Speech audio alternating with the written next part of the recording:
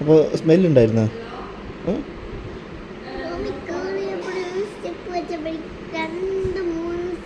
ഒരു സ്റ്റെപ്പ് വെച്ചപ്പോഴേക്കും മാറിയിട്ട് വയ്യ.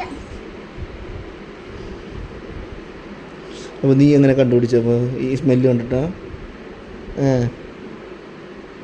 ഒരു സ്റ്റെപ്പ് വെച്ച് മാറ്റം എന്താണ് അടുത്ത് മാറിയിട്ട് വയ്യ.